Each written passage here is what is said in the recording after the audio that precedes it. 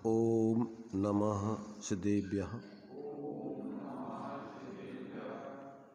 ओम नमः सिद्धेभ्यः। ओम नमः सिद्धेभ्यः। मंगलम भगवान वीरो मंगलम गौतमोगणी मंगलम कुंद कुंदाद्यो जैन धर्मोस्तु मंगलम सर्वमंगल मांगल्यम सर्वकल्याणकारकम प्रदानं सर्वधर्माणां जैनं जयतु शासनं जैनं जयतु शासनम्। वंदितु सर्वसिद्धे ध्रुवमचलमणोभवं गतिं पत्ते मोक्षामि समय पाहुड मृण्मो सुध केवली भणिदम्। नमः समय साराय स्वानुभूत्या चकाशते चित्स्वभावाय भावाय सर्वभावान्तरच्छिदे।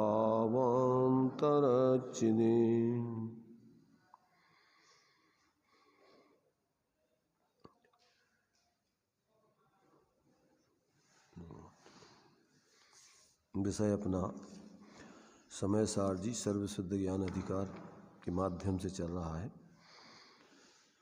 यहाँ आचार्य देव व्यवहार में कर्ता कर्म पने में भेद होता है और निश्चय से जो कर्ता है वही कर्मरूप होता है, ऐसा यहाँ इन 7 गाथाओं में स्पष्टीकरण कर रहे हैं। तो अभी अपनी जो 7 गाथाएं चली थीं उसके माध्यम से अभी शिल्पी का दृष्टांत देकर के आचार्य देव ने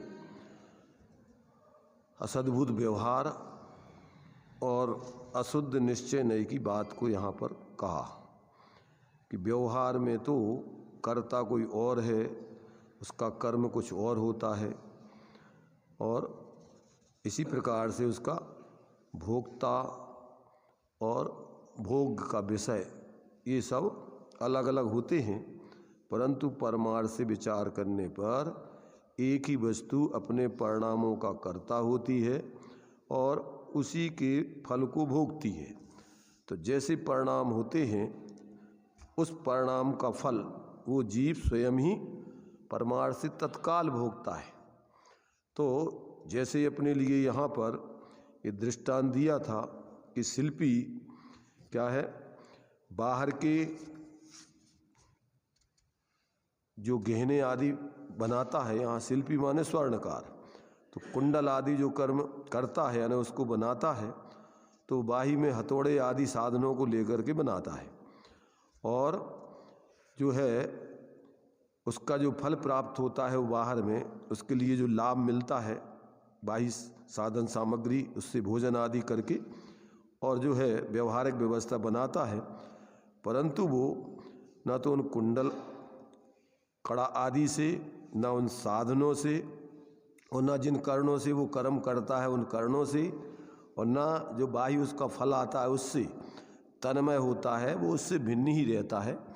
ऐसा यहाँ पर जो है व्यवहार का कथन करके निमित्त नैमित्तिक संबंध को स्पष्ट किया था। पर परमार्थ से तो जीव अपने ही परिणामों का जो स्वर्णकार जो अनेक प्रकार से बनाने के विकल्प करता है और विकल्प के माध्यम से जो है उसको जो आकुलता होती है, परमार्थ से वो अपने उस विकल्पों को और उस विकल्पों का परिणाम आकुलता को ही भोगता है, वो परद्रव्यों को नहीं भोगता है। ये बात जो है यहाँ पर अपने लिए इन 7 गाथाओं में आचार्य देव ने स्पष्ट की थी। एक कलश अपन ने पढ़ लिया था, तात्पर्य वृत्ति के माध्यम से भी उसको अपन एक बार पढ़ते हैं और फिर आगे की गाथाओं से संबंधित 3 कलश दिए हुए हैं उनके माध्यम से आगे की गाथाओं संबंधी विचार करेंगे। तो देखिए 626 पेज पर है तात्पर्य वृत्ति हिंदी। अब व्यवहार से कर्ता कर्म का भेद है, निश्चय से जो करता है वही कर्म है, ऐसा कहते हैं। मिल गया सबको? देखिए अपन यहाँ पर अपने जीवन से, चूँकि ये अज्ञानी और ज्ञानी का परिवर्तन कैसा होता है और उसका जो अज्ञानी का विचार है वो परलक्षी होता है, पर्याय मूढ़ता वाला, निमित्ताधीन दृष्टि वाला होता है, इसलिए वो निरंतर बाहर के ही कार्यों में लगा रह कर के और निरंतर आकुलता को भोगता है। परंतु ज्ञानी विवेकी जीव तो भेद विज्ञान करके, और ये बाह्य कर्म वास्तव में अपने लिए अपना स्वरूप नहीं है और इससे अपने लिए वास्तव में सच्चा सुख भी नहीं मिलता है, तो जब तक वो अपने ऐसे उस अंदर में आत्मा का जो स्वभाव शांत निराकुल है, ज्ञाता दृष्टा है, अपनी परिणति वहाँ से हटाकर उसकी श्रद्धा ज्ञान लीनता रूप परिवर्तन नहीं करता है, तब तक जीवन में उसको शांति निराकुलता धर्म की प्राप्ति नहीं होती है। अपन को इस सर्वशुद्ध ज्ञान अधिकार अथवा समय सार का उपसंहार, उसमें अंत में अपन को ये सब सार की बातें बताई जा रही कि जीव किस तरीके से अज्ञान दशा में जीता है और उसका फल क्या भोगता है, और भेद विज्ञान हो जाने पर उसका कर्म क्या है और उसका फल क्या भोगता है। तो ये सब बातें अपन को यहाँ पर स्पष्ट कर रहे हैं, बहुत ही सरल दृष्टांत आदि दे करके। तो देखिए यहाँ पर ये कह रहे हैं कि व्यवहार से कर्ता कर्म में भेद है और निश्चय से कर्ता कर्म में भेद नहीं है। जो करता है वो उसका कर्म भी उसी रूप होता है, उससे भिन्न नहीं होता, पृथक नहीं होता है। तो देखो यहाँ पर जिस प्रकार लोक में शिल्पी अर्थात स्वर्णकार आदि स्वर्ण से कुंडल आदि कर्म यानी आभूषणों को करता है, कर्म माने कार्य, तो क्या करता है वो कि कुंडल आदि कर्म यानी कार्य यानी आभूषणों को बनाता है, वो कार्य करता है। किसके द्वारा करता है? हथौड़ा आदि साधनों, हथौड़ा आदि साधनों या उपकरणों के द्वारा करता है। कुंडल आदि काय से बनाएगा वो? उसको बनाने के बाह्य साधन होते हैं, उनके माध्यम से वो उनको बनाता है, उनको करता है। उन हथौड़ा आदि उपकरणों को हाथ से ग्रहण करता है। काय से ग्रहण करता है? अपने हाथों से ग्रहण करता है। तो भी तथापि स्वर्ण कुंडल आदि कर्म यानी आभूषण तथा हथौड़ा आदि जो उपकरण या साधन हैं वो उनके साथ वो तन्मय नहीं हो जाता है। तन्मय नहीं हो जाता मतलब उस रूप परिणमित नहीं हो जाता है, वो अलग रहते हैं, ये अलग रहता है, तो कहते हैं वो उससे पृथक रहता है, तो तन्मय नहीं होता है। ये तो दृष्टांत हो गया। अब अपन को सिद्धांत में जो समझाना है यहाँ मोक्ष मार्ग में धर्म का स्वरूप, अब वो देखिए। उसी तरह अज्ञानी जीव भी निष्क्रिय वीतराग स्वासंवेदन ज्ञान से भ्रष्ट होता हुआ ज्ञानावरणादि द्रव्य कर्म करता है। किसके द्वारा करता है? कर्मों को उत्पन्न करने वाले मन वचन काय व्यापार रूप साधनों या उपकरणों के द्वारा करता है। कैसे करेगा? जो कर्मों को ज्ञानावरणादि कर्मों को करेगा तो वो काय का अवलंबन लेगा? काय वांग मनः कर्म योगा सा आश्रवा, वो कर्मों को उनसे करेगा। तो कहते हैं वो बाह्य साधन जो उसके मन वचन काय रूप हैं, तो उन साधनों या उपकरणों के द्वारा करता है। तो इसी तरह कर्मोदय वसात मन वचन काया व्यापार रूप कर्मोत्पादक साधनों या उपकरणों को संश्लेष रूप यानी एक क्षेत्र अवगाह रूप से व्यवहार नय से वो ग्रहण करता है, उनके द्वारा करता है और उनको ग्रहण करके करता है। जैसे वहाँ उस स्वर्णकार का क्या है, शिल्पी का जो दृष्टांत दिया था कि वो क्या करता है, हथौड़े आदि उपकरणों को ग्रहण कर माने उनसे आभूषण आदि बनाता है, तो उनको अपने हाथ से ग्रहण करता है। ऐसे ये आत्मा, अज्ञानी आत्मा क्या करता है, पूर्वकृत कर्म का उदय आने पर मन वचन काय आदि एक क्षेत्रावगाही संबंध जो शरीर आदि मिला है उसको ग्रहण करता है। किस रूप में? एक क्षेत्रावगाही संबंध। जैसे वो स्वर्णकार सिर्फ हाथ से उसको ग्रहण करता है, परंतु वो कोई उस रूप नहीं हो जाता है। वो स्वर्णकार और हथौड़े वगैरह सबसे, स्वर्ण के आभूषणों से और सोने से सबसे पृथक रहता है। ऐसे ये जो अज्ञानी जीव है, ये अज्ञान दशा में सबसे पहला क्या दिया है इसमें कि अज्ञानी जीव भी निष्क्रिय वीतराग स्वसंवेदन ज्ञान से भ्रष्ट होता हुआ। क्या अर्थ हुआ इसका? अपन को ऐसे लगता है कि पहले वो उसमें था और बाद में भ्रष्ट हुआ। ऐसा नहीं लेना है। यहाँ कैसा लेना है कि वो अपने उस स्वरूप को ग्रहण ना करके और पर लक्ष्य से ये मन वचन काय के अवलंबन पूर्वक और बाहर के नौकर्मों को अब निमित्त करके, आश्रय करके, और निरंतर क्या करता है कि ये संकल्प विकल्प करके और कर्मों को क्या करता रहता है, ग्रहण करता रहता है, कर्मों को बनाता रहता है। ऐसा कहो अपन क्या करता है, जैसे वो आभूषण बनाता है तो ये क्या करता है अज्ञानी जीव, कर्मों की संरचना करता रहता है। हाँ, मन वचन काय के निमित्त से, और ये कर्मों का निरंतर उसकी संरचना है ना, उसको बनाता रहता है, कर्मों को बनाता है। तो कौन जीव? कि जो जीव अपने स्वरूप से च्युत होकर और मन वचन काय का अवलंबन लेते हुए व्यवहार से, और ये क्या करता है, अंदर में अपने उस जाति के विकल्प योगों का प्रवर्तन करते हुए, उपयोग का प्रवर्तन करते हुए निरंतर 7-8 प्रकार के कर्मों की संरचना, माने कर्मों को बनाता है, कर्मों को बांधता है। कौन? अज्ञानी जीव। तो ये पूर्वकृत कर्मोदय बसात, माने कर्मोदय के बस में होकर के। कर्मोदय बसात का क्या अर्थ होता है? जो कर्म का उदय पूर्व में जो बांधा था, वो जब उदय आता है तो उसके अधीन होकर, माने उसके निमित्त अनुसार प्रवर्तन करते हुए क्या करता है, ये अपने उपयोग योग को प्रवर्तन करता है, और फिर मन वचन काय के अवलंबन पूर्वक करता है, और बाहर में कोई ना कोई नो कर्मों का आश्रय लेके करता है। तो ये इस प्रकार से इसका ये कर्मों को करता है, यहाँ पर दिया ज्ञानी जी। तो इस प्रकार से किसके द्वारा करता है? कर्मों को उत्पन्न करने वाले मन वचन काय व्यापार रूप साधनों द्वारा या उपकरणों द्वारा करता है। इसी तरह कर्मोदय बसात मन वचन काय व्यापार रूप कर्मोत्पादक साधनों या उपकरणों को संश्लेष यानी एक क्षेत्रावगाही रूप से व्यवहार से ग्रहण करता है। जैसे कर्मों को करता है, ऐसे पूर्वकृत कर्म के उदय में जो क्या होते हैं, जो शरीर आदि मिलते हैं नो कर्म, उसको व्यवहार से ग्रहण करता है।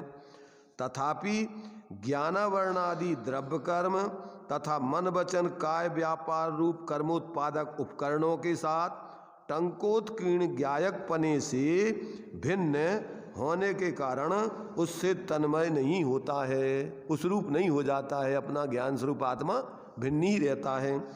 और जैसे वही शिल्पी स्वर्णकार आदि स्वर्ण कुंडल आदि रूप कर्म किए जाने पर जो कुछ भी खान पान आदि मूल्य प्राप्त करता है, क्या मिलता है उसको? सोने गहने बनाने से पैसे आदि मिलेंगे, उससे वो माल खरीद करके अपनी सुख सुविधाएं जुटा करके उसका उपयोग करता है, भोजन आदि। तो मूल्य प्राप्त करता है, खान पान आदि मूल्य प्राप्त करता है और उसको भोगता है। तो भी उन खान पान आदि के साथ वह शिल्पकार क्या तन्मय नहीं हो जाता है? क्या नहीं हो जाता है? ना तो उन पैसे आदि रूप, ना भोजन आदि रूप, किसी प्रकार से उन रूप नहीं हो जाता है। माने क्योंकि वो तुम चेतन हो और वो सब अचेतन है, इसलिए उन रूप उनसे तन्मय नहीं हो जाता है, उन्मय नहीं हो जाता है। उसी तरह जीव भी बहिरंग इष्ट अनिष्ट खान पान आदि रूप शुभ अशुभ कर्म का जो फल है, पुण्य पाप के उदय से जो संयोग मिलते हैं, क्या करता है वो जीव? निःशुद्धात्म भावना से उत्पन्न मनोहर आनंद रूप सुख रूपी अमृत सुख के आस्वाद को प्राप्त न करता हुआ ऐसे उन बाहिरंग पदार्थों को भोगता है, परंतु वह भोगते समय उनसे तन्मय नहीं हो जाता है, पृथक ही रहता है। तो ये तो क्या है, उसका कर्ता कर्मपना भोक्ता भोग्यपना यहाँ पर माने व्यवहार का सिद्ध किया। एवं व्यवहारस्यदु बत्तव्यम दंसनम समासेण, इस तरह पूर्वोक्त प्रकार से 4 गाथाओं द्वारा द्रव्य कर्म कर्तृत्व भोक्तृत्व रूप व्यवहार का दर्शन या निदर्शन यानी उसको दिखाया गया है, दृष्टांत अथवा उदाहरण है। वह हे शिष्य संक्षेप में कथन करने योग्य है। यानी ऐसा व्यवहार भी तीर्थ की प्रवृत्ति के लिए बताना चाहिए, ये ज्ञान कराना चाहिए कि ये परिस्थिति व्यवहार से ऐसी है, उसका ज्ञान भी लोगों को कराना चाहिए। व्याख्या करने योग्य या कहने योग्य है, ये तो हो गया व्यवहार का स्वरूप बता दिया। अब सुनु निश्चयस्य वर्णम परिणाम कदम तू जम हवदी, इसके आगे कहे जाने वाले अशुद्ध निश्चय के वचन या व्याख्यान को सुनो। जो कैसे हैं जो वचन या व्याख्यान? जो परिणाम रागादि विकल्प से रचित हैं। क्या माने यहाँ पर जो परिणाम हैं वो कैसे हैं? वो जीव के रागादि विकल्प से रचित हैं। जह सिप्पियोदु चेठम कुब्बदी हबदी या तहा अनन्नो सो, जैसे स्वर्णकार आदि शिल्पी, ये दृष्टांत दे करके और सिद्धांत की सिद्धि कर रहे हो। जैसे वो स्वर्णकार ने पहले सोना गहने आदि बनाए थे, तो वो जो बाही के साधन आदि थे और जो उसके लिए सामग्री मिली थी वो सब बाहर थी, उससे भिन्न थी।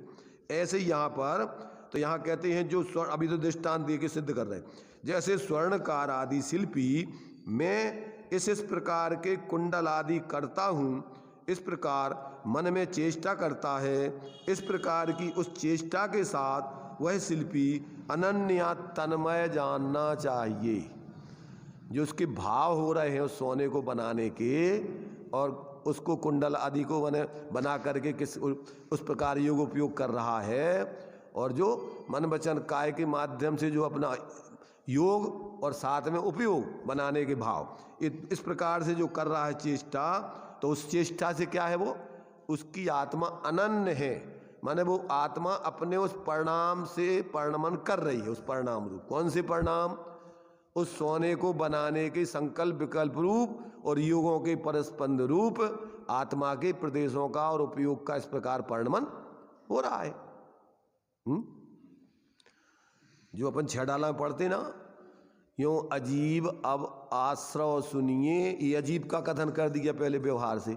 अब आश्रव का कथन जो कर्मों की संरचना होती है, यूँ अजीब अब आश्रव सुनिए, मन बच काय त्रियोगा, मिथ्या अवरति अरु प्रमाद कसाय सहित उपयोगा, ये ही आत्म को दुख कारण, ताते इनको तजिए, और जीव प्रदेश बंधे विधिशों सो बंधन कवऊ न सजिए। ये पूरी कर्मों की प्रक्रिया यहाँ पर जो लिखी है, ये 6 डालाकार ने अपनी सरल भाषा में गूंथी है उसमें। तो अब ये क्या है, वो अपनी चेष्टा से तन्मय होता है, यानी उससे अनन्य होता है। ये हो गया उसका माने उस शिल्पी का खुलासा। तह जीवो बिया कम्मम कुब्बदी हबदिया अनन्नो सो, वैसे ही अज्ञानी जीव केवल ज्ञानादि व्यक्ति रूप कार्य समय सार का साधक, जो निर्विकल्प समाधि रूप कारण समय सार अर्थात सम्यक दर्शन ज्ञान चारित्र रूप स्वाश्रित निश्चय मोक्ष मार्ग है, उसका अभाव होने पर अशुद्ध निश्चय नय से अशुद्ध उपादान रूप मिथ्यात्व रागादि रूप भाव कर्म को करता है।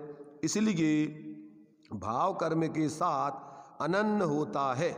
इस प्रकार भाव कर्म के कर्तृत्व रूप गाथा जानना। भाव कर्म माने आत्मा में होने वाले परलक्षी भाव, विकारी परिणाम, पर का कर्तृत्व, एकत्व, ममत्व आदि का मिथ्यात अज्ञान कसाय के भाव जो अपन बोल रहे, ऐसे मिथ्याद्रग ज्ञान चरण बस भ्रमत भरत दुख जन्म मरण, ताते इनको तजिए सुजान, सुन तिन संक्षेप कहूँ बखान। अब ये उसी का वर्णन चल रहा है। ये काय के लिए? छोड़ने के लिए। अज्ञान, मिथ्यात, कसाय आदि के परिणाम क्या है? जो पर में एकत्व, ममत्व आदि लक्ष्य पूर्वक होते हैं, तो भेद विज्ञान करके अपन को इन सब का त्याग कराने के लिए ज्ञान कराया जा रहा है। अगर तुम्हारे लिए कर्मों का बंधन नहीं करना है, आश्रव नहीं करना है, चतुर्गति में आकुलता नहीं भोगना है, तो ये सब चीज़ें समझ करके निश्चय व्यवहार से आप अपने आत्मा को, जो अनादिकाल से आप क्या किए हो कि अपने, जो इसके पहले अपन ने पढ़ा ना अभी, कि ये अपने भीतराग निष्क्रिय भीतराग स्वसंवेदन ज्ञान से भ्रष्ट होता हुआ ये ज्ञानावरण आदि द्रव्य कर्मों को करता है। ऊपर की अपन ने अभी सबसे पहले गाथा पढ़ी। तो कब करता है ये? कि जब ये, क्योंकि दो काम नहीं कर सकता है। एक तो या तो अपने स्वरूप की श्रद्धा ज्ञान लीनता करे, या पर द्रव्यों की श्रद्धा ज्ञान लीनता उनमें करे। क्या करता है वो? या तो पर द्रव्यंते भिन्न आप में रुचि, आपका ज्ञान, आपकी लीनता करे, और या फिर क्या करे? सदृष्टि ज्ञान वृत्तानि धर्मम और यदि प्रत्यनीकानि भवंती भव पद्धति, या से इससे विपरीत देह जीव को एक गिने, संयोगों को अपना जाने और उनसे सुख माने। तो अब ऐसा करके निरंतर बाहर में एकत्व ममत्व करते हुए, राग द्वेष करते हुए और कर्मों का आश्रय बंद करके चतुर्गति का पात्र बना रहे। दो काम कर सकता है। क्या कर सकता है? या तो मिथ्या दर्शन ज्ञान आत्मा अपने भाव कर सकता है, पर का तो निमित्त नैमित्तिक संबंध सहज है। ये देखो, कर्म अपन को दिखते नहीं है। अपन को क्या दिखता है? अपन को अपने परिणाम दिखते हैं।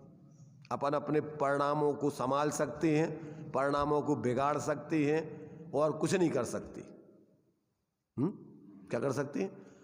बंध मोक्ष परिणामन ही से, ऐसा कहत श्री जिनवाणी, ताते परिणामन की समाल में गाफिल मत हो प्राणी। ये उपदेश है ज्ञानियों का। तो अब अपन को यहाँ पर ये दृष्टांत दिया यहाँ पर कि अज्ञानी जीव सिद्धांत समझाया। क्योंकि देखो, लौकिक दृष्टांत अपन को अनुभूत है सब, पर अंदर में जो सिद्धांत है अपन को क्या है, उनका सूक्ष्मता से विचार नहीं है। कर्म का अपन को ज्ञान नहीं है। साथ में जो कर्म के निमित्त से होने वाले विकारी भाव हैं, उनका भी अपन को सूक्ष्मता से ज्ञान नहीं है। ज़्यादातर तो अपना लक्ष्य बाहर के मन वचन काय और बाहर के शरीर की प्रवृत्ति, खान पान, ऐसे नो कर्मों पर लक्ष्य 24 घंटे। अपने भाव कौन से चल रहे, किस अभिप्राय से चल रहे हैं, काय के लिए चल रहे, ये कोई विचार नहीं है। जो अपन पढ़ते ना, मैं कौन हूँ, आया कहाँ से और मेरा रूप क्या, संबंध दुखमय, संबंध सुखमय, कौन है, स्वीकृत करूं, परिहार क्या, इसका विचार विवेक पूर्वक शांत होकर कीजिए, तो सर्व आत्मिक ज्ञान के सिद्धांत का रस पीजिए। किसका वचन इस तत्व की उपलब्धि में सिद्धभूत है। सिद्धभूत माने कल्याणकारी है। तो निर्दोष नर का वचन रे, वह स्वानुभूति प्रसूत है। ये भगवान सर्वज्ञ के जो वचन हैं, ये कैसे हैं? पहले स्वयं उनने अनुभव किया। मोक्ष मार्गस्य नेतारम भेत्तारम कर्म भूभृताम ज्ञातारम विश्व तत्वानाम वंदे तद्गुण लब्धये। पहले भी स्वयं उस मोक्ष मार्ग पर चल के उस कर्म रूपी पर्वतों का भेदन करके और अंदर में सर्वज्ञ वीतराग दशा को प्राप्त हुए, और फिर उनने दूसरों के लिए इस प्रकार का उपदेश दिया। सर्वहि अरहंत ने विधि नष्ट की ने जिस विधि सबको बताई, वही विधि हो नमन उनको सब विधि। तो अब ये बता रहे हैं कि भैया देखो, तुम्हारा ये अनादिकाल से ऐसे भाव कर्मों का कर्तृत्व मूल में चलता है परमार्थ से, और निमित्त रूप में बाहर के मन वचन काय का अवलंबन, बाहर में नो कर्मों का अवलंबन, उनको लक्ष्य करके उनका आश्रय कर अवलंबन करके और निरंतर अपने में ही तुम संकल्प विकल्प मिथ्या अभिप्राय करके निरंतर राग देश अज्ञानता पूर्वक सोचते रहते हो और राग देश मोह करके आकुलता भोगते हो। किसको समझाया जा रहा है ये? देखो, ये तो उनके जो शिष्य होंगे, आचार्य कुंद देव ने लिखा है, तो ये उनके जो वहाँ जो बैठे हुए शिष्य होंगे ना, उन शिष्यों के लिए उन्होंने समझाया और साथ में अन्य लोगों के लिए भी फिर उन्होंने लिपिबद्ध भी कर दिया कि भैया और भी जो जीव सुखी होना चाहें, अपनी अज्ञानता को छोड़ना चाहें और संसार के दुखों को छूटना चाहें, तो उनके लिए भी उन्होंने ताड़पत्रों पर बैठ करके, उसमें कोई साधन तो थे नहीं, ताड़पत्रों पर और काय से उन्होंने उस पर अंकित किए। आप देखो वो पत्र लिखे रखे हुए हैं जो दक्षिण में है, तो कितनी मुश्किल से उनकी अंदर की भावना देखो आप। अब चूंकि साक्षात तत्काल श्रेणी चढ़ के मोक्ष जा नहीं सकते थे, इस पंचम काल के आचार्य थे, तो अब क्या करना, विकल्प में आए तो अब उनको संसार के कामों में लगना नहीं है और अभी स्वरूप में लीन हो नहीं पा रहे हैं पूर्ण रूपेण। जितने लीन हो गए उतना तो वो निर्विकल्प अतीन्द्रिय आनंद भोग रहे। मैंने सम्यक दर्शन, सम्यक ज्ञान, सम्यक चारित्र में जितनी लीनता, क्योंकि चार कसाय चौकड़ी होती हैं, तो अब रस सम्यक दृष्टि की अनंतानमन दी जाती है मिथ्यात्व के साथ में, देश वृत्ति के अप्रत्यख्यान जाती है, महावृत्ति के प्रत्यख्यान चली जाती है। अब संजुलन तो जब श्रेणी चढ़ो तो 10वें गुणस्थान के बाद यथाख्यात चारित्र 11वें 12वें गुणस्थान में होता है। अब वो इस काल में होता नहीं है, इस काल में श्रेणी चढ़ने की व्यवस्था है नहीं। वो वज्रप्रसव नाराज सैनन के निमित्त पूर्वक होता है और वर्तमान में वो स्थिति अभी है नहीं। अभी तो हीन सैनन पूर्वक 3 चौकड़ी कसाय के अभाव तक की साधना जीव कर सकते हैं पंचम काल के अंत तक। कितनी कर सकते हैं? माने 1 रुपया में 4 चुअन्नी होती हैं, तो 3 चुअन्नी कमा सकते हो, 1 चुअन्नी अभी नहीं कमा पाओगे। इतना तो साधना स्वरूप की आराधना करके आप इतना मोक्ष का आनंद वर्तमान में भोग सकते हो, 75%। अब कहाँ से चालू हो जाता है? जहाँ से भेद विज्ञान, घर गृहस्थी में रह कर के भी मिथ्यात और अनंतानमंदी का अभाव करके 1 चौकड़ी कसाय का अभाव और 2 चौकड़ी कसाय का अभाव तो गृहस्थ भी कर सकता है। कितना कर सकता है? 50% तो मोक्ष का आनंद गृहस्थ दशा में भी लिया जा सकता है। अनंतानमंदी प्रत्यख्यान अविरत दशा रहेगी गृहस्थ अवस्था में तो 1 चौकड़ी कसाय के अभाव पूर्वक, और अगर स्वरूप की लीनता विशेष बाहर में अपने जीवन को सीमित करके अनावश्यक कार्यों को छोड़कर सीमा में रहकर विशेष आराधना करोगे तो 2 चौकड़ी कसाय की निराकुलता आप अभाव के पूर्वक उसका भी आनंद ले सकते हो। देखो, मोक्ष माने अपन को कोई स्थान में नहीं जाना है, मोक्ष माने अपने अंदर में कसायों के अभाव पूर्वक की निराकुलता का भोगना है, उसका नाम मोक्ष है। तो मोक्ष इकट्ठा नहीं मिलता है, ध्यान रखना। कैसे मिलता है मोक्ष? मोक्ष अपन को जितना जितना स्वरूप का आश्रय मोह खत्म होता जाए, मोक्ष मोह का क्षय, तो जितना जितना मोह का अभाव कर लो उतना उतना मोक्ष का आनंद भोगो। तो अपन ये सोचते होंगे कि मोक्ष कोई स्थान है और वहाँ चले जाएंगे, जैसे अन्य लोग मानते हैं कि वहाँ चले जाओ वैकुंठ में तो वहाँ जा कर के ठाकुर जी के पास बढ़िया खूब प्रसाद खाने को मिलेगा। मोक्ष उतर कोई भगवान बनने की व्यवस्था तो है ही नहीं, तुम भगवान तो बन ही नहीं सकत, उनके भक्त बने रह सकत, पर यहाँ भक्त अकेले बने रहने की व्यवस्था नहीं है। ये तो भक्त जो बनते हैं वो काहे के लाने? भगवान बनने के लिए उनका सानिध्य करते हैं। और अगर वे भगवान बनने का लक्ष्य नहीं रखें तो भक्त सच्चे नहीं है, भक्त कोरे भगत हैं वे। इसलिए यहाँ पर अपन को ये सब बातें अंदर में गहराई से समझ करके औपचारिकता में धर्मात्मा नहीं दिखने चाहिए। ज़्यादातर लोग धर्मात्मा होना नहीं चाहते, क्या करना चाहते? धर्मात्मा दिखना चाहते हैं। और धर्मात्मा दिखना बहुत सरल है, समझ ना?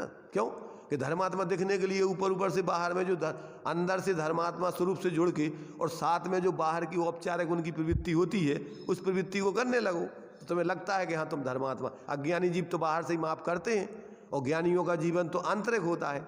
उस आंतरिक जीवन को अज्ञानी समझता नहीं है, तो बाहर से देख लेता है कि हाँ ठीक है। जैसे कुंद आचार्य नग्न थे और पिछी का मंडल था उनके पास, अपन ने भी कपड़ा सब छोड़ दिया परिवार, और पिछी का मंडल है, अब अंदर में भी तो स्वरूप का भोग करते थे। और यदि अपन ने अगर स्वरूप का भोग नहीं किया और बाहर का त्याग करके और फिर बाहर में ही सिर्फ अकेले बाहर की प्रवृत्ति 28 मूल का पालन भी करते रहे, तो ज़्यादा से ज़्यादा क्या होगा, अंतिम ग्रेवोकलों की हद, वहाँ तक चले जाओगे तो थोड़ी पुण्य का फल मिलेगा मंद का साय से, परंतु आत्म शांति मोक्ष का आनंद नहीं मिल सकता है। मोक्ष का आनंद तो अपने स्वरूप के अनुभव पूर्वक स्वरूप की लीनता से मिलता है, निर्विकल्पता पूर्वक अपने स्वरूप में लीन होने से मिलता है। अब कितने कितने लीन हो रहे अब तुम जानो। तुम दूसरों से तुम के साथ हमाओ कितो बुखार उतर गो, कौन बताएगा तुम्हारा बुखार उतर गो है?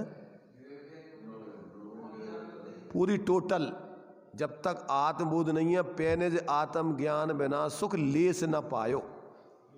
सुख की गंध किसी को आती नहीं है। जब तक आत्मिक बोध नहीं हो, स्वरूप की लीनता नहीं हो, तब तक, क्योंकि देखो आनंद कोई पर में तो है ही नहीं है, आनंद तो अपना स्वभाव है आत्मा का, निराकुलता रूप। तो अब वो जब तक तुम अंदर में अपने निराकुल स्वरूप का उससे जुड़ के नहीं जियोगे तो कौन तुम्हें निराकुलता पहुंचाएगा। मंद का सहाय से अपन को बाहर में चूंकि आकुलता कम दिखेगी, पर अभी चूंकि तुम्हें निराकुलता का अंदर में जो निराकुलता मिल रही है वो कहाँ से आ रही है, तो वो तो ये सोचता है कि अपन बाहर से अपन साधु बन गए या जो भी कर रहा है इससे मिल रही, वह निराकुलता उससे तो मिल नहीं रही। कैसे मिल रही? वो निराकुलता है तुम्हारी कसाय की अभाव पूर्वक जो मंदता हुई है, तो वो तो स्वभाव की है। अब वो चूंकि भेद विज्ञान होता नहीं, इसलिए उसके लिए वो अंदर में स्वभाव दिखता नहीं, तो वो ये सोच लेता है कि बाहर की इन क्रियाओं की निराकुलता है। देखो ऐसा सोचो अपन कि अपने लिए सबके पास मकान हो और अपने पास मकान नहीं हो, तो अपन को अंदर में ऐसा भाव उठता है कि अपने पास भी एक मकान होने चाहिए। ऐसा अपन सोचते हैं। अभी अपन किराए के मकान से रह रहे, तो अपन सोचते हैं कि अपनों भी मकान होवे तो बहुत अच्छा है, छोटो ही से होवे पर अपनों भी मकान होवे, ठीक है ना। अब उसके अंदर विकल्प होते रहते हैं कि अपना मकान होने चाहिए, अपना मकान होने चाहिए, अपना मकान नहीं है, अपना मकान नहीं है, अपना मकान नहीं है। अब चलो जैसे तैसे गवर्नमेंट ने कजू पैसे दे दिया, कजू तुमने तैसे जोड़ तंगोड़ के और उधर लोन ले लो और चलो एक अपना मकान बनवा लो।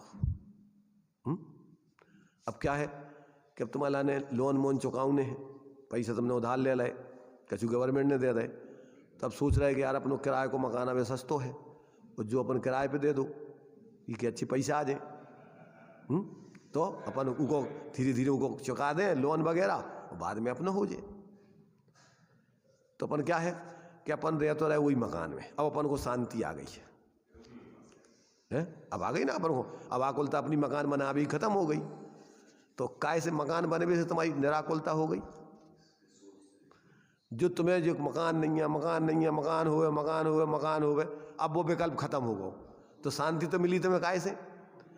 अब पहले विकल्प ही नहीं करते तो तुम्हें अशांति होने ही नहीं आती। मकान होवे से सुखी हुए, तो महाराजों के पास और साधुओं के पास सबके पास मकान कहाँ होते। तो अब तुम अगर ये सोचते कि भैया ये में कछु दम नहीं है, किराए में अपन ले रहे, ई में अपन को सल्ले नहीं है, अपन को समय पे उतनी मैंने किराया दे दो और अपन को कोई रखाने नहीं, कछु नहीं, टूट फूट हो गई मालिक जाने, भोग रहा वो। और नौकर देखो, वो मालिक तो नौकर है, अब को पुतवाओ लिपवाओ फलानो करो ढकानो करो, भैया जो खराब रहो करो, नहीं तो हम तो दूसरे में जा रहे हैं। तो व्यवस्था बना रहा हो वो और भोग रहा हो जो, और मान कर रहा हो कि भैया जो मकान हो वो मान रहा हो कि हमारा मकान है, और पाप कमा रहा हो और वो तो फ्री में अपने आराम से रह रहा हो। अज्ञानी जीवों की निमित्ताधीन दृष्टि ऐसी मूर्खता वाली दृष्टि रहती है। वो सोचता है कि अब मकान नहीं है इसे सुखी दुखी है, और मकान हो जाए। अब जिनके मकान है अब उनसे पूछो, अब रात दिन मकान बन गओ, अब वो स्टैंडर्ड से, वो स्टैंडर्ड के हिसाब से वही खिलाने, फिर पुरानो सामान नहीं लगे अब में, जो पुराना रखो उसको फेंको, सब नव सामान पूरा ले आओ। और आजकल की ऐसी व्यवस्था है कि जी जितने पथरा वे संगमरमर नाम है उनके सब। रात दिन उनके संग में मरत रहो तुम, ठंड में ठंड, गर्मी में गर्मी, और फिसल जाओ तो हाथ पांव टूट जाए, मर जाओ। तो मतलब ये है कि उल्टी बुद्धि उसकी, रात दिन पागल, जिंदगी भर लगा रहता है कौड़ी कौड़ी माया जोड़ी, और एक लगा दो एक टिपरा बना के पत्थर ईंट को, और अब सोचता है अब हमने बहुत बड़ो काम कर लो, अब आसक्ति हो गई, अब मर करके भी आसक्ति में, अब त्याग करके तो जा नहीं सका, कैसे बड़ी मुश्किल से तो बनाओ है, अब छोड़ के कैसे जाओगे। ऐसी दुर्दशा अज्ञान दशा में जीव की होती। 6 खंड के अधिपति वे तो सब 1 मिनट में छोड़ छाड़ के जीर्ण तरण सम त्यागे, कैसे छोड़ के चले जाए। अरे वे तो भेद विज्ञानी सम्यक दृष्टि होते ना, तो अंदर से जान पहले ही से पुण्य को उदय में हम उनको जबरदस्ती भुगत मानी है करने। जो चक्रवर्ती वगैरह होते हैं तो वे चाहते हैं चक्रवर्ती पद को, देखो सम्यक अगर चाहते हैं तो तुम्हें मिलेगा ही नहीं। वो तो जिसको चाह होती है इन पदों की, तो उनके लिए तो जो पुण्य सम्यक दृष्टि को बनता है, मिथ्यात अवस्था में नहीं बनता है ऐसा। तीर्थंकर कोई बनना चाहे तो बन जाएगा। अरे जो अपने स्वरूप की बिल्कुल धर्म आराधना करते हुए सम्यक दृष्टि के निकांक्षित पना है, वो कुछ नहीं चाहता है, अपनी आत्म शांति चाहता है, और आत्म शांति अपने स्वरूप में है तो उसकी साधना करता है। और साथ में जब तक अभी पूर्ण लीन नहीं हो पाया तो भैया सब जीव भी समझे ऐसे ही, वास्तव में आनंद तो यहाँ है, ऐसी भावना होती है। तो उस भावना के निमित्त से उसको साथ में सहज रूप में तीर्थंकर प्रकृति का बंध होता है। वो चाहता नहीं है, मजबूरी है उसकी। अगर वो चाहे तो चाहे से तो उसको पाप का बंध हो गया, निदान बंध में लिया। बाहर का अगर कोई भी पद आदि चाहते हो तो निदान बंध है, वो मिलता नहीं है, उससे पाप बनता है। वो पुण्य का फल चाहते हो, तीर्थंकर प्रकृति पुण्य के फल में मिलती है, साथ ही साथ पुण्य का उदय होता है उसमें, और मिथ्या दृष्टि को बनती नहीं। जो मिथ्या दृष्टि है उनको तीर्थंकर प्रकृति बनती नहीं, और जिनको बनती है वो तीर्थंकर चाहते नहीं बनना, उनको बनती। लोक में भी वन बोलते हैं कि जिनको कुछ नहीं चाहिए उनको सब मिलता है, और जिनको सब कुछ चाहिए उनको कुछ नहीं मिलता है। बहुत आराम परिग्रह का भाव है, सब कुछ चाह रहे भी, तो कहाँ उनको क्या मिलता है? खाने के लिए एक कण नहीं, पीने के लिए एक बूंद नहीं, पहनने के लिए एक कपड़े नहीं, रहने के लिए मकान नहीं, बोलने के लिए कोई अच्छे आदमी नहीं। और जो चाहते नहीं है वे अपने स्वरूप की आराधना, एकमात्र अपने स्वरूप आराधना करते हैं। तो बेजीव जब तक रहते हैं, जब तक संसार में उनको सर्वोत्कृष्ट चीजें मिलती हैं। जितने बड़े बड़े पद हैं वे किसको मिलते बताओ? मिथ्या दृष्टियों को। इंद्र, चक्रवर्ती, जितने कामदेव आदि जितने बड़े बड़े पद हैं, वे सारे के सारे जो जीव अपने स्वरूप आराधना करते हैं उनको मिलते हैं, जो कुछ नहीं चाहते बाहर। क्यों? कि अपना कुछ है ही नहीं, काय को चाहेगा वो? ये बताओ। जिसने सम्यक दृष्टि हो गया तो वो क्या चाहता है? अपनी आत्मा के अलावा किसी को चाहता है? अगर चाहता है तो मिथ्या दृष्टि है।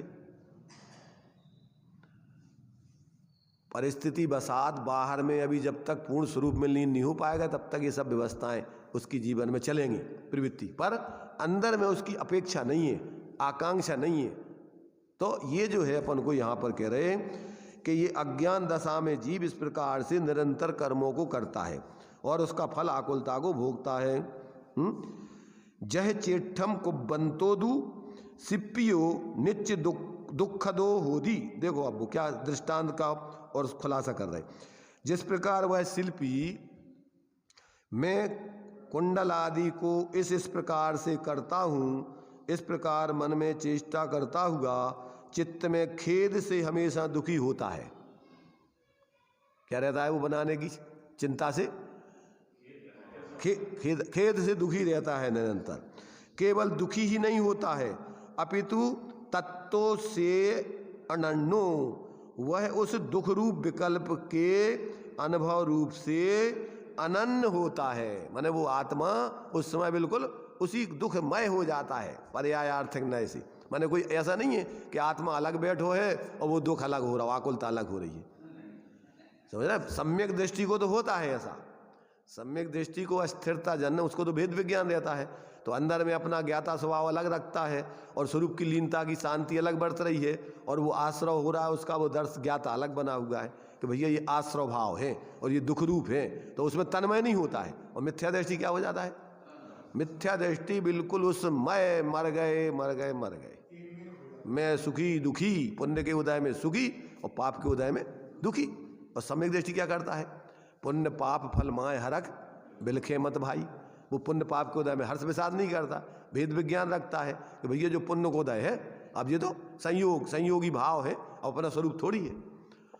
तो ज्ञानी जीव तो उसमें भेद विज्ञान बढ़ता हुआ उसमें एकत्व पूर्वक उसमें जुड़ता नहीं है। और मिथ्या दृष्टि अपने को उस मय होकर के ज्ञान और राग आदि को एक मानकर, शरीर आदि और ज्ञान को एक मानकर ज्ञेय ज्ञायक संकर दोष और भाव भावक संकर दोष, दो दोष बताए समय सार में। कौन से दोष? क्या अर्थ होता है इसका?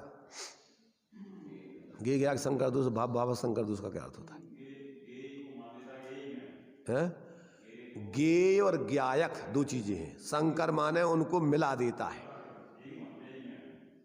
ज्ञान में अपने ज्ञान स्वरूप आत्मा को, और ये ज्ञेय है शरीर आदि बाहर के, इनको अलग नहीं जानता है। जैसे बिल्कुल वो ध्यानाविष्ट पुरुष और भूताविष्ट पुरुष का दृष्टांत दिया इनको। तो ध्यानाविष्ट पुरुष जानते कैसा होता है? माने ध्यान में बैठे बैठे ऐसे लगता है जैसे बिल्कुल मैं ही हो गया हूँ, सो अलग नहीं दिखता वो अपने को। भैंसा बन गया, जैसे भैंसा का ध्यान करो तो धीरे धीरे भैंसा में मेरा भैंस और मैं भैंस। तो अभी अपन देखो भैंसा ही जैसा जीवन, पैसा आ गए तो जो भैंसाविष्ट ध्यान, भैंसा वो ध्यानाविष्ट पुरुष का ध्यान है, मोट ऐसे चलन लगे जैसे तनक मकान बन गया पैसा, तो अब भैंस बन गए तुम। का होगा? अब तुम्हें ऐसा लग रहा हो कि हम बड़े हो गए कछु। का हो गए तुम बड़े? पहले भैया अपन गरीब है, कछु नहीं है अपने पास मकान। अब जैसे पद मिल गया तो अब देखो आप दहाड़ लगाते व्यक्ति प्रधानमंत्री बन जाए अगर। और पहले अपने सामान बैठे बैठे अपने सामान बेच रहे हैं तो अपने ऐसा लगा कि भैया अपन तो गरीब आदमी। और अब कब बन गए तुम? बने मने कछु नहीं। एक ज्ञानी तो कहते हैं बने सो पिटे, समझ गए ना? अगर बने सो पिटे क्या होता है? कछु बने तुम, जैसे मान लीजिए तुम बाप बन गए तो अब क्या हुई तुम्हारी? अब पति बन गए तो अब क्या करोगे तुम? अब पत्नी बन गए, कछु भी बने तुम अपने ओरिजिनल ज्ञाता दृष्टा स्वरूप से हटे और कछु बने तो अब तुम्हारी बहुत पिटाई हुई है। इसलिए अपन जानो सबको, पर कछु बनवे की मत सोचो। क्यों? कि वास्तव में अपन बना तो नहीं है, झूठे आए ये नकली। ये पद जितने मिलते हैं असली पद है, तो बन गए प्रधानमंत्री हैं, 1 सेकंड नहीं लगा तो जमीन पे ऐसे रोड पे खड़े हो जाते। इसलिए ये सब अपनी व्यवहारिक व्यवस्थाएं औपचारिक हैं, परमार्थ से तुम ज्ञात ही रहते हो। कुछ भी तुम्हारे जीवन में संयोग बाहर के संयोगी भाव ही अपना स्वरूप नहीं आते नहीं है। तो ऐसा जब तक जीव को भेद विज्ञान नहीं होता तब तक ये निरंतर कर्मों का फल भोगता है। तो देखो ये दुख विकल्प से अनुभव करते हुए उससे अनन्य है। तह चेठंतो दुही जीवो, उसी तरह अज्ञानी जीव भी विशुद्ध ज्ञान दर्शन आदि व्यक्ति रूप कार्य समय सार का साधक, जो यह निश्चय रत्नत्रयात्मक कारण समय सार है, उसके लाभ के अभाव में, अर्थात अपना जो ज्ञान दर्शन स्वरूप विशुद्ध ज्ञान दर्शन स्वरूप आत्मा है, उस आत्मा की श्रद्धा ज्ञान लीनता रूप जो पूर्ण लीन हो जाने पर जो कार्य समय सार माने अरहंत तो सिद्ध दशा है, और उसका साधक क्या है? एक देश स्वरूप की लीनता, निश्चय रत्नत्रयात्मक। निश्चय रत्नत्रय माने छह डाला पढ़ते पण आत्म को है सुख सुख आकुलता बिन कहिए, आकुलता से माइनत आते सिम मग लागो चाहिए, और सम्यक दर्शन ज्ञान चरण शिव मग सो दुविध विचारो, जो सत्यारथ रूप सु निश्चय कारण सु व्यवहार हो। तो अभी निश्चय रत्नत्रय क्या है? निश्चय रत्न परद्रव्यंते भिन्न आप में रुचि, सम्यक भला आप रूप को जान पनो, सम्यक ज्ञान कला, और आप रूप में लीन रहे थे। इसी को कह रहे कारण समय सार। कारण समय सार माने मोक्ष का कारण कौन है? ये निश्चय मोक्ष मार्ग है। तो कहते हैं निश्चय रत्नत्रयात्मक कारण समय सार है, उसके लाभ के अभाव में सुख दुख भोक्तृत्व के काल में हर्ष विषाद रूप चेष्टा करता हुआ मन में दुखी होता है। कौन? अज्ञानी जी। मैं सुखी दुखी मैं रंग राव, मेरे धन ग्रह गोधन प्रभाव, मेरे सुततीय में सबल दीन, बेरूप सुभग मूरख प्रवीण, तनोपजत अपनी।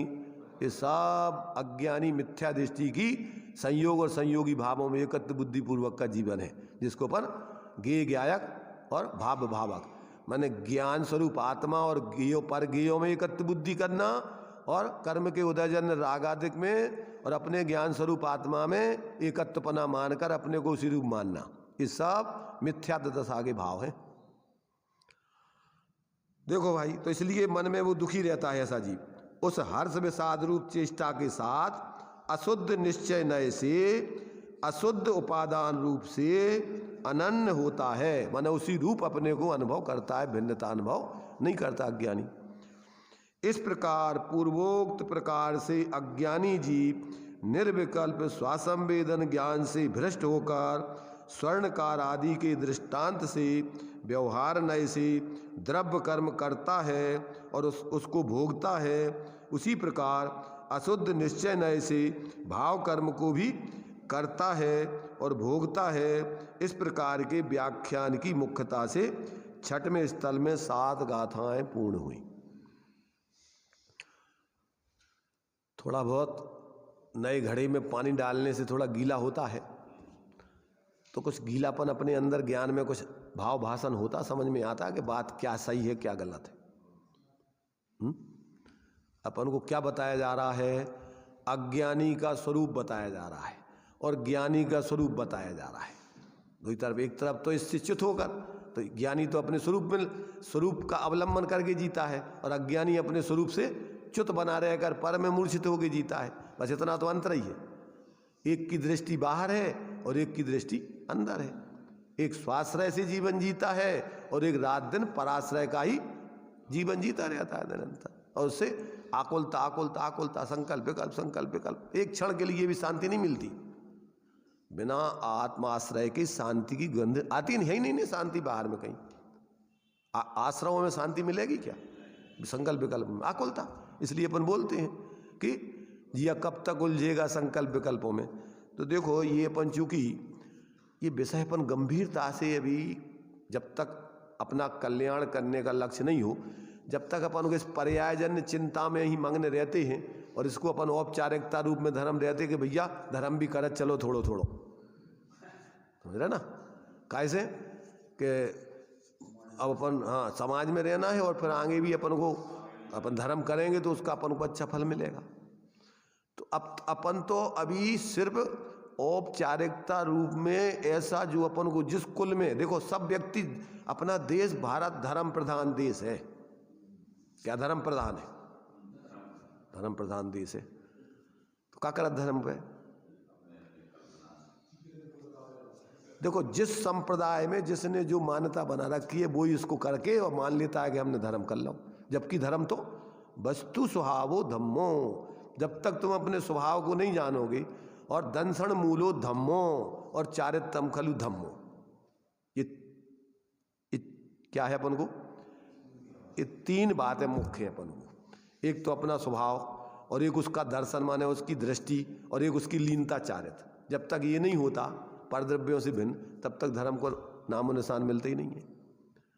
अब जब तक ये कार्य अपन गंभीरता से, अब प्रयोग अपन ने किया नहीं तो अपन को ऐसा लगा था कि भैया ठीक है धर्म, अब कैसा धर्म हुई है हमें पता नहीं है, तो अबे तो अपन जो चल रहा है करत है, कछु करत रहो, तो कछु करत रहो, कछु में धर्म तो नहीं होने। धर्म तो धर्म करने से हुई है। अपन सोचे कि कछु कछु, तो एक दृष्टांत तुम्हारे से सहजानंद जी ने दिया है, इसको अपन दृष्टांत समझ के, तुम्हारी गाथा हो गई, उसको समझ के अपन पूरा करते हैं। तो क्या उसने दृष्टांत दिया कि इस कछु वालों के लिए उनने दृष्टांत दिया कि एक राजा का एक नाई बहुत अच्छे से सेवा करता था। तो राजा प्रसन्न हो गए। राजा ने कहा उस नाई से कि भैया हम तुम्हें कछु देंगे इनाम में। नाई ने सोचा कि चलो अच्छी बात है, राजा कछु देंगे इनाम में। अब राजा ने जो है प्रसन्न होकर के उसके लिए कुछ सरपियाँ वगैरह, स्वर्ण की मुद्राएं वगैरह कुछ दी उसको। कहने लगे महाराज हमें ये नहीं चाहने कि काय कि आपने कही थी हम तुम्हें कछु दे हैं, सो हमें तो कछु दियो तुम। अरे राजा ने कही यार ये तो मूर्ख आदमी है, हमने कछु देंगे तो कछु का मतलब क्या हो।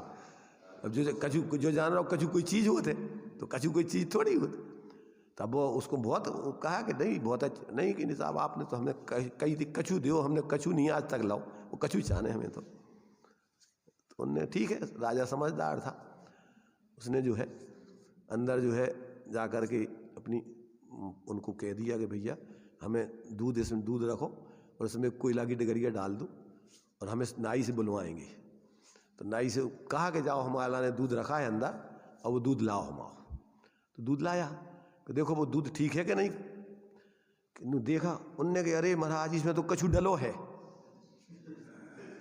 कहा कहीं में तो कछु डलो है, कहीं कछु डलो, कहीं हाँ तो ले लो तुम, उठा लो तुम्हें कछु चाहना ना तो तुम कछु ले लो उठा लो। तो ऐसे कछु वालों की क्या ऐसी स्थिति होती है कि उनके लाने का मिले कछु में वही चतुर्गति का कालापन, वही अपन को विषय का सायो कालापन। जब तक तुम अपने यथार्थता को नहीं समझोगे और कछु तो हो रहा हो, कछु का हो रहा हो तुम्हें पता ही नहीं है। धर्म तो जब होता है तो अंदर में कोई अलौकिक इंद्रिय आनंद आता है और बिना समझे नहीं होता है वो।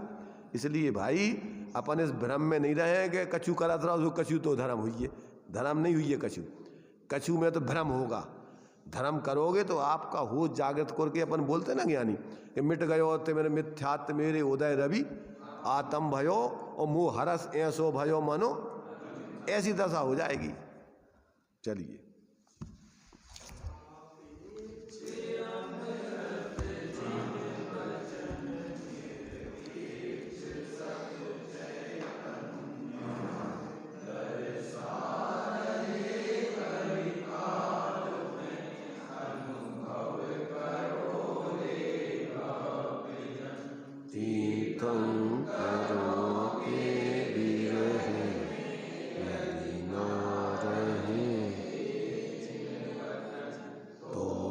परहित कैसे इस जगत में फिर अज्ञान